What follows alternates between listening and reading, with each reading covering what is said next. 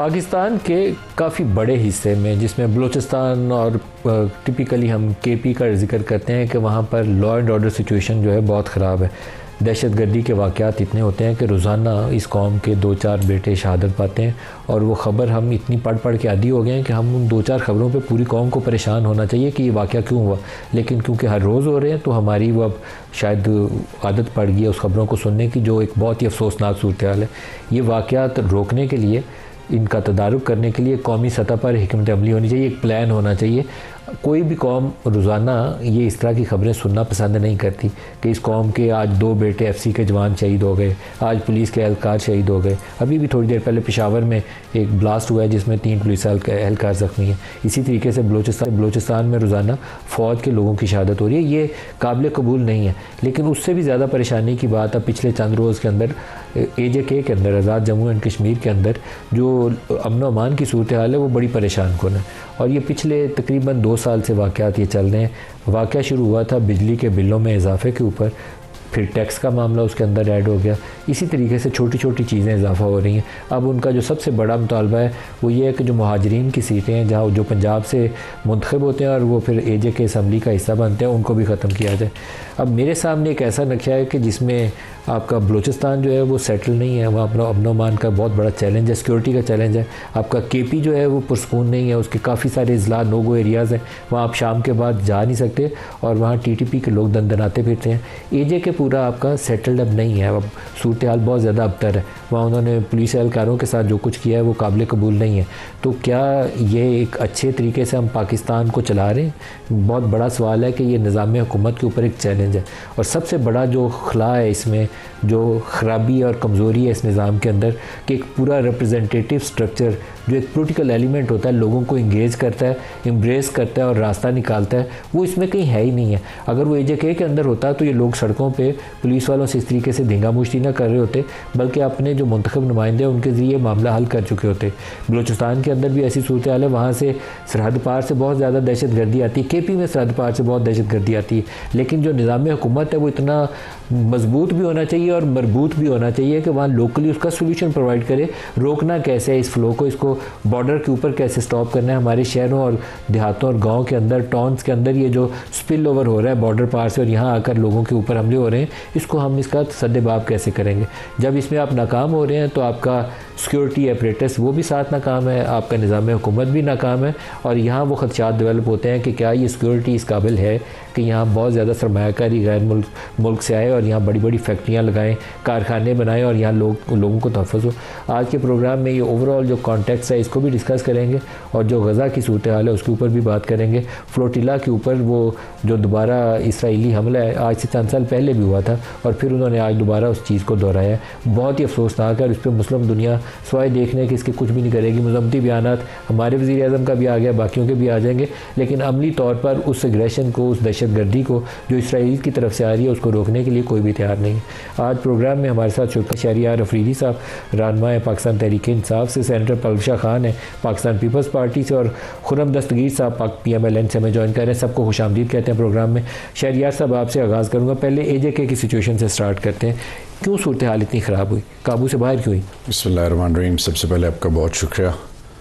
جیسے ابھی آپ نے انٹرو میں ابھی بتایا، پشاور میں جو دھماکہ ہوا اور پاکستان کے جوان، چاہے وہ سول آرمڈ فورسز کے ہوں، جتنے بھی سٹیک ہولڈرز یا سویلینز ہوں، چاہے وہ فاٹا میں ہو، چاہے وہ بلوچستان میں ہوں، اکراس پاکستان دل خروش واقعات سننے کو مل رہے ہیں. اور یہ چیز جو ہے پاکستان کے مستقبل کے حوالے سے بہت الارمنگ ہے. اس کے علاوہ آج جس طرح یہ جب سے کائنیٹک انرجی کی اور ڈنڈا جو استعمال کیا جا رہا ہے، آج جو اسلام آباد پریس کلب میں ہوا، پہلے تو اس کی مذمت ہی کر دیں کیونکہ بہت ظالمانہ رویہ ہے یہ ایڈمنسٹریشن کا. میں اسی پہ آ رہا ہوں. ایک تو میں مذمت کرتا ہوں بطور ایک پولیٹیکل ورکر کے. 4th pillar of a state ہے، کیپٹل ہے. یہ فوٹیجز پوری دنیا میں جاتی ہیں. آپ کی گلوبل جو سٹینڈنگ ہے اور جو گلوبل پرسیپشن ہے، یہ چیزیں ہانٹ کرتی ہیں. پھر سب سے بڑی بات یہ کہ آزاد کشمیر جو کہ بیس کیمپ تھا مقبوضہ کشمیر کے حوالے سے، کہ پوری دنیا میں لڑنا ہے اور پوری دنیا میں کشمیر کے ساتھ جو ہندوستان کا رویہ ہے اس کے حوالے سے آگاہی پھیلانی ہے اور ایک ایسی پرسیپشن کریٹ کرنی ہے جس سے دنیا کو پتہ چلے کہ ہندوستان کا اصل چہرہ ہے کیا. جب یہ 370 and 35 ایبروگیٹ کیا ہندوستان نے تو پوری دنیا کے سامنے ہندوستان کا مکروہ چہرہ کھل کے سامنے آیا. لیکن آج میرا سوال یہ ہے کہ ہم تاریخ ہمیں کیا سکھاتی ہے؟ تاریخ ہمیں سکھاتی ہے، آپ قرآن کو پڑھ لیں، کہ آپ سیکھیں ماضی سے، تاریخ سے سیکھیں. ہونا یہ چاہیے تھا کہ ہم اپنے تمام مسائل، اسلام جب پشاور پبلک سکول فیسکو ہوا تو 20 نکات نیشنل ایکشن پلان کا حصہ بنے اور اس میں بیس لائن کیا تھی کہ انگیج کریں. جب ہم کہتے ہیں نا کہ پیلسٹائن روٹ کاز کی طرف جائیں، کشمیر روٹ کاز کی طرف جائیں، تو آپ بلوچستان ہو، چاہے وہ فاٹا ہو، چاہے وہ NFC کے حوالے سے چھوٹے صوبوں کے مسائل ہوں، جتنے بھی فالٹ لائنز ہیں ان کی روٹ کاز کی طرف جائیں اور اس کو ایڈریس کریں. اوپینین لیڈرز کی سٹیک ہولڈرز کو انگیج کریں. اب انہوں نے آزاد جموں کشمیر میں 30 سپٹمبر ڈیڈ لائن دی تھی، کیوں انگیج نہیں کیا؟ کیا ضرورت پڑی کہ آپ پاکستان سے اسلام آباد پولیس بھیج رہے ہیں، رینجرز بھیج رہے ہیں، FC بھیج رہے ہیں؟ یہ کیا آج کیا مودی اور مودی نااہل وہ جو RSS فاسسٹ جو ان کی تھنکنگ ہے وہ اس وقت دنیا کو کیا تاثر دے گی؟ وہ جو حریت کے یا مقبوضہ کشمیر کے وہ لوگ جو تاریخ رقم کر رہے ہیں، قاسم فتو صاحب، دختران ملت، وہ جو جیلیں کاٹ رہے ہیں، صوبتیں برداشت کر رہے ہیں، ہر ایک آزمائش سے وہ گزر گئے ہیں، لیکن نہ کشمیر پہ کمپرومائز کر رہے ہیں، نہ پاکستان پہ کمپرومائز کر رہے ہیں. ان کے پاس جب یہ خبریں جائیں گی کیا تاثر ہوگا؟ پھر سب سے امپورٹنٹ چیز، ہندوستان کو جھوٹ بولنے کی ایسی عادت ہے کہ ڈپلومیٹک چینلز پہ اس کو جھوٹ کا ایک نیریٹو ایک نیا مل گیا جس سے خدا نخواستہ پاکستان کی جگہ سائی ہوگی. آئی فیل ٹو انڈرسٹینڈ کہ آپ تمام پولیٹیکل پارٹیز ہیں، پیپلز پارٹی کا اپنا رول ہے، جماعت اسلامی کا اپنا رول ہے، نون کا اپنا رول ہے، پاکستان تحریک انصاف، جتنی بھی پولیٹیکل پارٹیز ہیں ان کی پریزنس ہے. آج کیا وجہ بنی کہ تمام پولیٹیکل پارٹیز پروٹیسٹ کر رہی ہیں؟ پھر آپ نے آج فارم 47 کے جو بینیفیشری ہیں ان کو سمجھ کیوں نہیں آ رہی؟ ابھی جیسے طلال چودھری ابھی معافی مانگنے چلے گئے ہیں، تو آج ابھی بھی ٹائم ہے، ایک معافی مانگیں. ابھی نوٹس لے لیے. شہباز شریف صاحب کو تب احساس ہوتا ہے جب چیزیں ایگریویٹ ہو جاتی ہیں. میں حیران اور پریشان ہوں. اس ملک کی آنے والی نسلوں پر رحم کریں، اس ملک کے مفادات پہ رحم کریں، اس خطے کے امن کو دیکھیں. ہندوستان آلریڈی اپنی بےزتی کا بدلہ لینے کا اللہ ان کو توفیق نہ دے، لیکن وہ پر تو توڑ رہا ہے. پھر اسرائیل کا جو اوور آل جو اس کی سائیکی ہے، جس طرح ابھی سینیٹر مشتاق صاحب کے ساتھ جو ہوا فیٹیلا پہ، وہ ہیومینیٹیرین جو انسانیت کے علمدار ہیں، جو انسانیت کی خدمت کے لیے نکلے ہوئے، عالمی سطح پہ ہم مسلمان اور بالخصوص پاکستان ہمیں ہوش کے ناخن لینے چاہیے. جب میرا گھر اندر سے ٹھیک ہوگا، 2611 کلومیٹر آپ کا جو ڈیورنٹ لائن ہے، 909 کلومیٹر آپ کا ایران کے ساتھ، آپ کے ملک کے اندر ایک ایسی فضا ہونی چاہیے کہ فیڈریٹنگ یونٹس ایک ہوں. اسی پہ عمران خان پاکستان تحریک انصاف زور دے رہے ہیں کہ گھر کو ٹھیک کریں، گھر کو ٹھیک کریں. لیکن مصیبت یہ کہ جب آپ ڈنڈے کے ذریعے اپنے مسائل کا حل ڈھونڈے تو اس میں حل ملے گا. پلشا بی بی، آپ بتائیے یہ جو صورتحال ہے اس وقت JK کے اندر، آپ اس میں کیا خرابی سمجھتی ہیں؟ پالیٹکس اس میں کیوں ناکام ہوئی؟ دیکھیے، جب ایسی سچویشن، ایک تو انتہائی حساس ظاہر علاقہ ہے، ہمیں ہمارے لیے بہت ہمارے دل کے قریب ہے.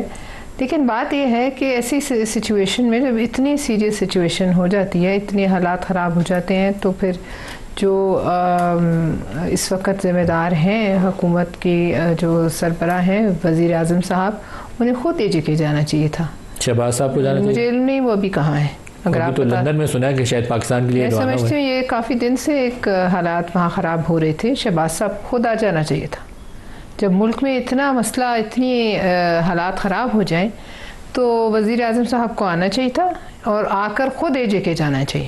آج ابھی قاہرہ صاحب کو، اتنے حالات امیر مقام کو، ان لوگوں کو بھیجا گیا، احسن اقبال کو بھیجا گیا، لیکن یہ کام 30 تاریخ سے پہلے بھی ہو سکتا تھا. دیکھیے، یہ میں کہہ رہی ہوں کہ اب آپ کی کچھ چیزیں ایسی ہیں جن کو آپ ایسے اس طرح حل نہیں کر سکتے اور نہ اتنا چھوڑ سکتے ہیں.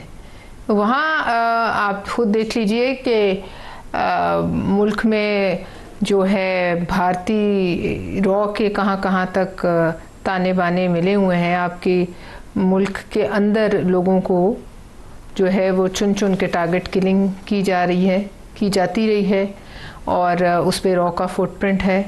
ایسا ہم موقع ہی کیوں آنے دیں کہ کوئی ہماری قسم مصیبت پر شادیانے بجائے. دیکھیں آپ کے حالات خراب ہوں گے اور دشمن آپ کا جو ہے گھسے گا اندر, وہ تو فائدہ اٹھائے گا. وہ تو ہر جگہ گھس چکا ہے. میں آپ کو بتا رہی ہوں, آپ نے وہ رپورٹ دیکھی ہوگی جو انٹرنیشنل جریدوں نے کی ہے, گارڈین نے پوری ڈیٹیل چھاپی تھی کہ کہاں کہاں کون کون اسیسنیٹ ہوئے. وہ کس نے کیے ہیں؟ وہ را نے کیے.